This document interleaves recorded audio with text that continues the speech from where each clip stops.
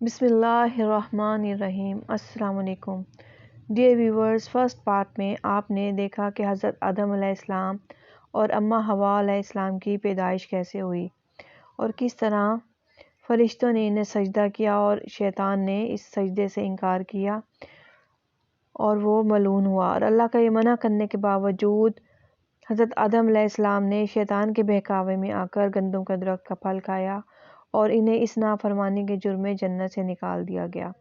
اب پارٹ 2 میں ہم دیکھیں گے کہ حضرت آدم علیہ السلام اور حضرت اماں حوا کی توبہ کیسے قبول ہوئی اور ان کی اولاد کیسے آگے بڑھی۔ حضرت آدم علیہ السلام اور اماں حوا نے بہت رو رو کر اللہ پاک سے معافی مانگی، تب حضرت محمد صلی اللہ علیہ وآلہ وسلم کی شفاعت سے ان کی توبہ قبول ہوئی۔ تب اللہ تعالیٰ نے فرمایا کہ اے آدم، تم اور تمہاری بیوی زمین پر جا کے رہو۔ تب آدم علیہ السلام اللہ کی رضا سے ہندوستان آئے، وہاں رہائش اختیار کی۔ پھر ایک روز حضرت جبرائیل علیہ السلام 7 لوہے کے ٹکڑے لے کر ان کے پاس آئے تاکہ ان کو آہن گری سکھلائیں۔ جب ان کو آگ کی حاجت ہوئی تو آواز آئی، اے جبرائیل، دوزخ کے مالک سے آگ مانگ لاؤ۔ جب انہوں نے آگ لا کر دی تو گرمی سے، تپش سے حضرت آدم علیہ السلام کا ہاتھ جلا تو انہوں نے آگ کو زمین پر ڈال دیا۔ وہ آگ زمین کے چھید کر کے دوزخ میں چلی گئی، اور اس طرح حضرت جبرائیل علیہ السلام 7 بار دوزخ سے آگ لائے، لیکن پھر دوبارہ وہ دوزخ میں جا داخل ہوئی۔ تب اللہ تعالیٰ کا ارشاد ہوا کہ آدم علیہ السلام کو پتھر سے چکمکا جھاڑ کر آگ نکال کے سکھاؤ۔ جب حضرت جبرائیل علیہ السلام نے ان کو آگ جلانا اور آہن گری سکھلائی اور آلات کھیتی کے درست کیے۔ حضرت جبرائیل نے ایک جوڑا جنت سے بیل کا لا کے دیا، بعض نے کہا کہ 2 گائیں لا کر دیں، اور انہوں نے ایک گندم مٹھی جنت سے لا کر دی اور کہا تو اپنے ہاتھ سے زراعت کر کے اس سے اپنی غذا حاصل کر۔ تب حضرت آدم علیہ السلام نے وہ دانہ زمین پر چھڑک دیا اور ہل جوتا۔ جب بیل آہستہ سے چلنے لگا تب حضرت آدم علیہ السلام نے اس پر ایک لکڑی ماری۔ بیل نے کہا، اے آدم، مجھ کو تو کیوں مارتا ہے؟ اگر تجھے عقل ہوتی تو اس دنیا میں تو نہ پھنستا۔ آدم علیہ السلام نے اس بات کو سن کر غصے میں آ کر اس بیل کو چھوڑ دیا اور خود وہاں سے چل دیے۔ پھر حضرت جبرائیل علیہ السلام حضرت آدم علیہ السلام کے پاس آئے اور کہا، تم کہاں جا رہے ہو؟ حضرت آدم علیہ السلام نے کہا، بیل نے مجھے سرزش کی ہے۔ حضرت جبرائیل نے فرمایا، جو شخص اللہ تعالیٰ کی نافرمانی کرے گا وہ رنج میں گرفتار رہے گا۔ اب تم کو رنج و عذاب برداشت کرنا ہے، تبھی نعمت کھاؤ گے۔ حضرت آدم علیہ السلام نے دوسری دفعہ ہل جوتنا شروع کیا، پھر بیل کجی کرنے لگا اور سر نیچے کر کے کھڑا ہو گیا۔ حضرت آدم علیہ السلام نے اس کے لکڑی ماری، تب بیل نے روتے ہوئے آسمان کی طرف منہ کیا اور رویا۔ حضرت آدم علیہ السلام اس کو وہیں چھوڑا اور چلے گئے۔ حضرت جبرائیل تشریف لائے اور کہا، کہاں جاتے ہو؟ وہ بولے کہ بیل نے آزردہ ہو کر خدا کی درگاہ میں شکایت کی ہے۔ حضرت جبرائیل نے کہا، اللہ تعالیٰ نے تم کو سلام کہا ہے اور فرمایا ہے کہ تم نے بہشت میں بھی ایسا ہی کیا تھا۔ اس وقت تم پر اذیت ہو گئی، اگر تم بیل پر سختی کرو گے تو پھر درست نہ ہوگا۔ تم جلد جاؤ، اپنے کام میں مصروف رہو، میں بیلوں کی زبان پر مہر کر دوں گا تاکہ وہ بات نہ کر سکیں۔ تب اچھی طرح ان سے کام لو۔ پھر آدم کھیتی کرنے میں مشغول ہوئے، زمین پر گیہوں بکھیرا، وہ باڑ لایا اور پختہ ہوا تب کاٹ لیا۔ یہ سب 7 گھڑی میں تیار ہو گیا۔ زمین نے کہا، اے آدم، مجھے معاف رکھو کہ میں ضعیف ہوں، ورنہ اس سے بھی جلدی تم کو گیہوں دیتی۔ حضرت آدم علیہ السلام نے جب گیہوں کو مل کر صاف کر کے کھانا چاہا تب حضرت جبرائیل علیہ السلام نے فرمایا کہ پہلے گیہوں کو پانی کے ساتھ پیس کر خمیر کر کے آگ میں سینکو۔ تب حوا نے ان سے تعلیم پا کر اپنے ہاتھ سے گیہوں کو پیسا، پانی کے ساتھ خمیر کر کے روٹی پکائی اور حضرت آدم علیہ السلام کے سامنے رکھی۔ حضرت آدم علیہ السلام نے چاہا کہ فوراً کھا لیں۔ حضرت جبرائیل نے فرمایا کہ ذرا تحمل کیجیے، آفتاب غروب ہونے دیں کیونکہ آپ روزہ دار ہیں۔ جب شام ہوئی تو حضرت آدم اور اماں حوا نے مل کر روٹی کھائی۔ پھر جب دوسرے دن کھانے کی بہت زیادہ اشتہا ہوئی تو حضرت آدم نے دیکھا کہ ان کے سینے پر ایک بہت سیاہ دھبا نمودار ہو گیا۔ اور جلدی بڑھ گیا، یہاں تک کہ ہفت اندام میں ان کے سیاہ رنگ ہوئے اور وہ ڈر گئے کہ معلوم ہوا کہ شاید کوئی دوسری مجھ پر ذات آ گئی ہے۔ حضرت جبرائیل نے فرمایا کہ اے آدم روزہ رکھو، آج کچھ مت کھانا، تیرے بدن کی سیاہی مٹ جائے گی۔ حضرت آدم علیہ السلام نے اس دن کھانا نہیں کھایا، روزہ رکھا تو کچھ بدن کا ان کا سفیدی پر آیا۔ پھر دوسرے دن جبرائیل علیہ السلام تشریف لائے اور کہا تم 2 روز روزہ رکھو تو اللہ تم کو شفائے کامل بخشے گا۔ ان روزوں کا نام ایام بیض ہے کہ 13ویں، 14ویں، 15ویں تاریخ ہر مہینے کی حضرت آدم پر اللہ تعالیٰ نے فرض کیا تھا اور اس زمانے سے لے کر حضرت موسیٰ کے زمانے تک اس پر عمل تھا۔ پس جب حضرت آدم علیہ السلام خطہ ہندوستان میں آ کر رہائش پذیر ہوئے تو حضرت اماں حوا حاملہ ہوئیں اور ان کو ایک بیٹا اور ایک بیٹی پیدا ہوئے، جن کا نام انہوں نے قابیل اور بیٹی کا نام اکلیمہ رکھا۔ وہ بہت خوبصورت تھی۔ پھر حضرت اماں دوبارہ حاملہ ہوئیں تو ایک بیٹا اور ایک بیٹی کو پیدا کیا اور ان کا نام حابیل اور بیٹی کا نام غازہ رکھا، مگر یہ بیٹی خوبصورت نہیں تھی۔ مروی ہے کہ حضرت اماں حوا 120 بار حاملہ ہوئی تھی، ہر دفعہ ان کے ایک بیٹا اور ایک بیٹی پیدا ہوئی، لیکن ایک دوسری روایت میں ہے کہ 180 بار حاملہ ہوئی تھی۔ حضرت قابیل ماں کے پیٹ میں ہی بہشت میں تھے، لیکن پیدائش ان کی دنیا میں ہوئی تھی۔ جب حضرت حابیل اور قابیل دونوں بڑے ہوئے تب حضرت جبرائیل علیہ السلام تشریف لائے اور حضرت آدم علیہ السلام سے کہا کہ اللہ تعالیٰ نے تم کو سلام بھیجا ہے اور کہا ہے کہ دونوں بھائیوں کو دونوں بہنوں کے ساتھ، یعنی قابیل کی بہن کو حابیل کے ساتھ اور حابیل کی بہن کو قابیل کے ساتھ شادی کر دو۔ تب انہوں نے اپنے دونوں بیٹوں کو بلا کر یہ بات بتائی۔ ان کو سن کر قابیل نے انکار کیا اور کہا میری بہن اکلیمہ بہت خوبصورت ہے، میں اس کو نہیں دوں گا۔ حضرت آدم علیہ السلام نے کہا کہ یہ اللہ تعالیٰ کا حکم ہے، تو مان لے۔ اس نے کہا کہ نہیں۔ پھر اپنے ماں باپ کے حکم کی تعمیل کی۔ وہ حضرت آدم نے اللہ کے حکم سے خود قابیل کی بہن کی شادی حابیل کے ساتھ اور حابیل کی بہن کی شادی قابیل کے ساتھ کر دی۔ قابیل نے حسد سے حابیل کو کہا کہ میری بہن اکلیمہ کو طلاق دے دو تو میں اسے اپنی خدمت میں رکھوں گا۔ حابیل نے کہا کہ یہ میری بیوی ہے، میرے باپ نے اس کے ساتھ شادی کر دی ہے، میں اپنے والدین کا حکم ہرگز رد نہیں کروں گا اور خدا کا حکم بجا رکھوں گا۔ تب حضرت آدم علیہ السلام نے یہ ماجرا سنا تو ان کے تسلی کی خاطر، تشفی کی خاطر دونوں بیٹوں کو یہ انصاف کر کے فرمایا کہ دونوں بھائی کوہ منا پر جا کر 2 قربانیاں کر کے رکھ دو، جس کی قربانی اللہ کی درگاہ میں مقبول ہوگی اس کی بیوی اکلیمہ ہوگی۔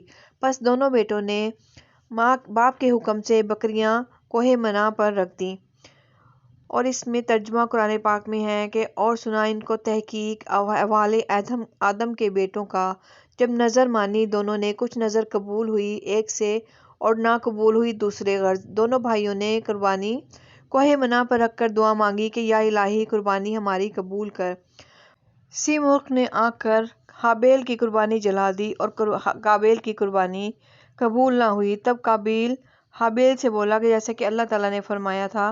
قابیل نے کہا حابیل کو میں تجھے جان سے مار ڈالوں گا کہ تیری قربانی قبول ہوئی ہے۔ حابیل بولا کہ اللہ تعالیٰ قبول کرتا ہے پرہیزگاروں کی، اگر تو چلائے گا مجھ پہ ہاتھ، لیکن میں تجھ پہ ہاتھ نہیں چلاؤں گا، میں تجھ پہ مارنے کو ڈرتا ہوں، کیونکہ اللہ تعالیٰ نے جو سارے جہاں کا مالک ہے مجھے حکم دیا ہے، میں اس کی نافرمانی نہیں کروں گا۔ اب وہ کوہ منا حاجیوں کا محل مناجات ہے، قربانی اب تک اسی جگہ پر ہوتی ہے۔ آدم کے زمانے میں کوہ آتش حاکم تھی، جو چیز کے انصاف کے واسطے اس پہ رکھ دیتے تھے، غیب سے آگ آ کر اس کو جلا دیتی تو خدا کی درگاہ میں وہ مقبول ہوتی۔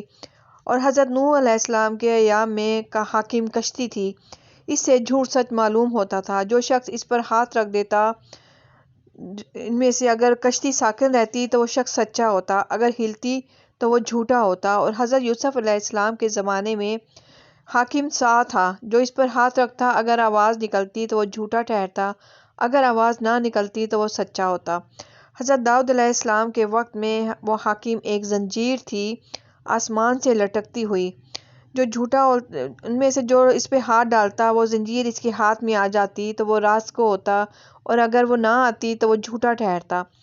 حضرت سلیمان علیہ السلام کے عہد میں حاکم سوراخ سومنا تھا، جو اگر لوگ اس میں پاؤں ڈالتے تو اگر پاؤں اس میں نہ اٹکتا تو وہ شخص سچا ہوتا، اگر پھنس جاتا تو وہ دروغ کو ٹھہرتا۔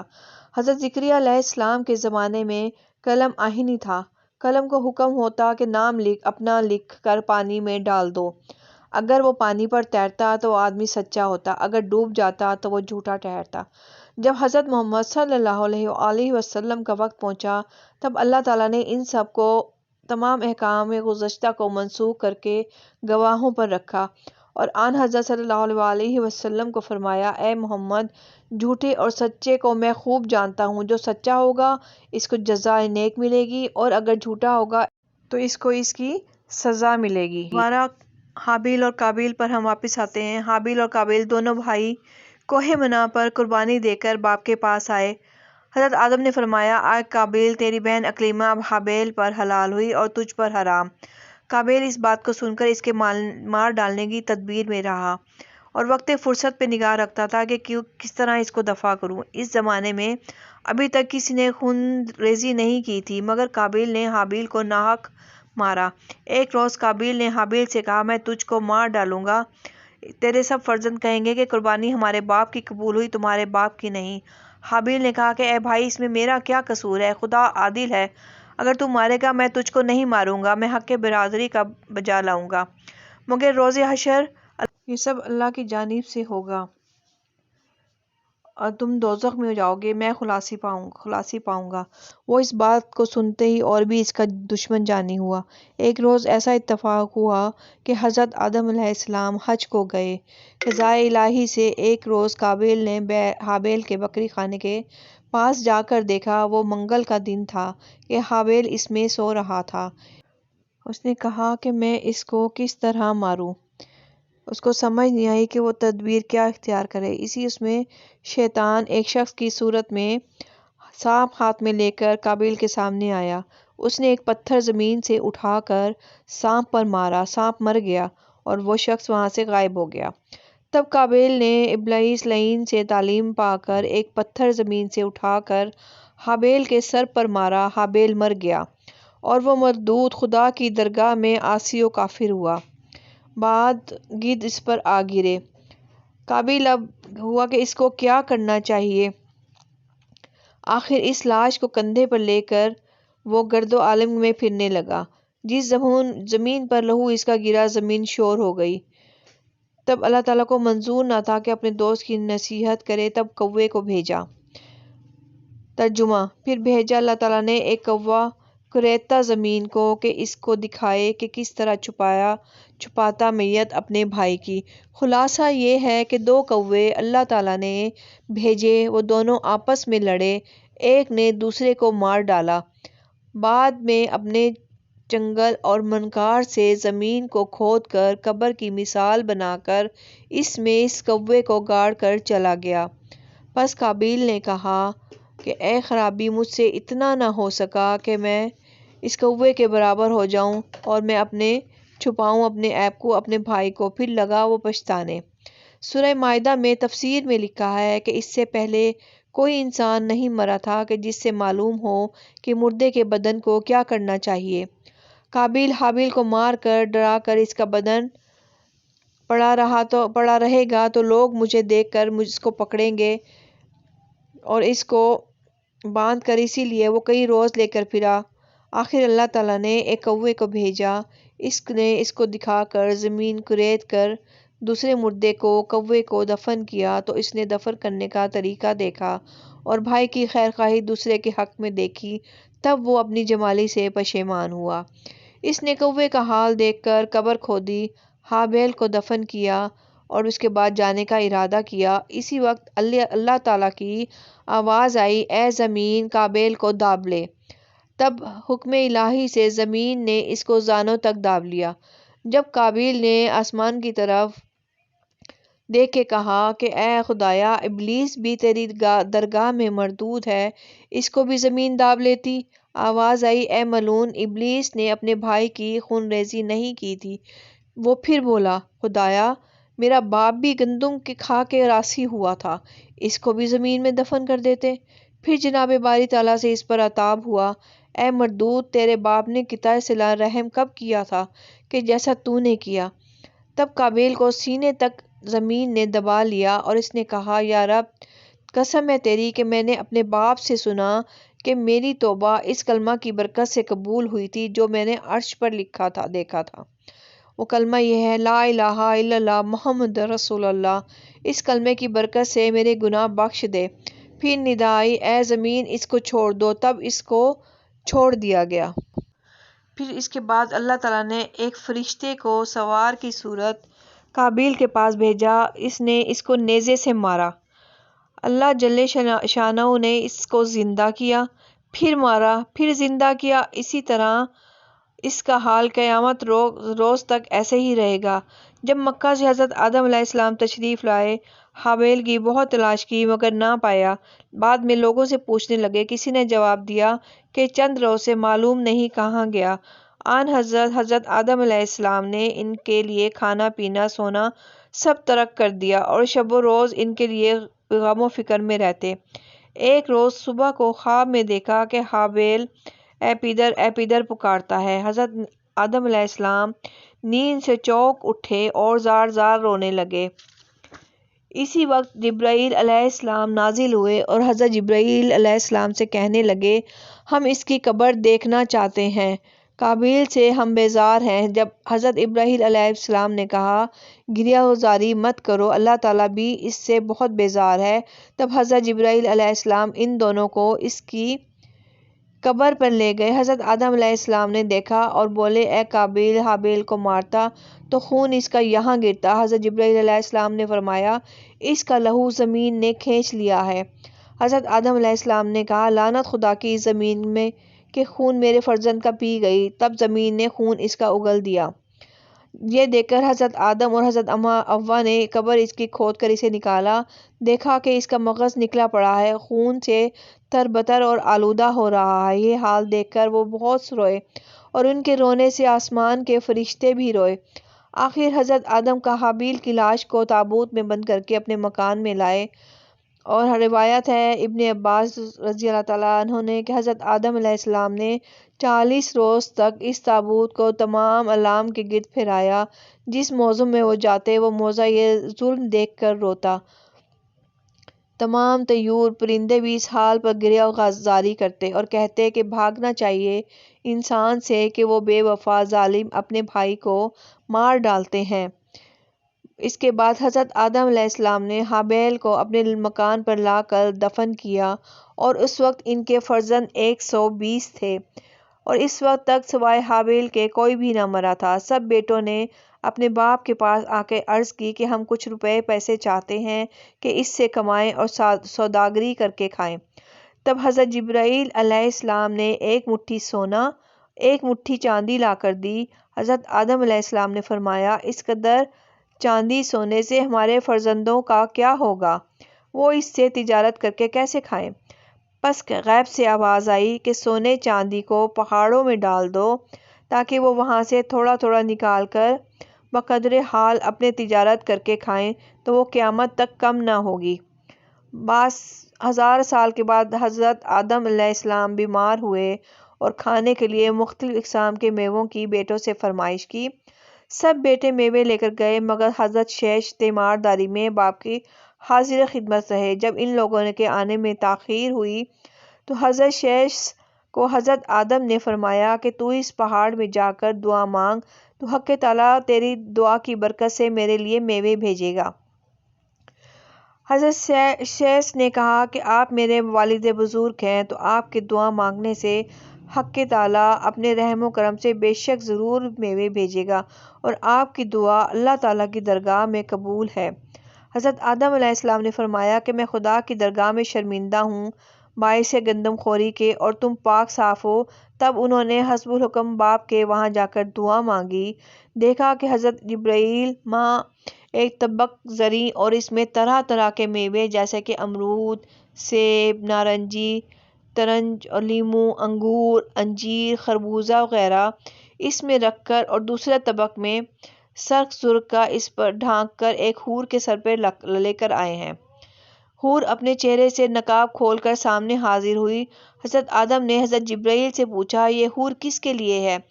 حضرت جبرائیل علیہ السلام نے کہا کہ اللہ تعالیٰ نے اس حور کو جنت سے حضرت سیش کی زوجیت میں بھیجا ہے، کیونکہ سب فرزند تمہارے سوائے اس کے جفت پیدا ہو گئے ہیں۔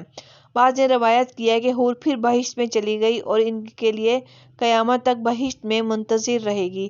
اور مصنف اس کتاب کے حوالے سے لکھتے ہیں کہ حضرت آدم نے اس حور کی شادی حضرت سیش سے کر دی اور اس حور کی زبان عربی تھی۔ جو فرزند اس سے پیدا ہوتا وہ عربی بولتا، اور حضرت محمد صلی اللہ علیہ وآلہ وسلم اس کی نسل سے ہیں۔ پس حضرت آدم نے اس میوے سے کچھ خود کھایا، کچھ بیٹوں کو دیا۔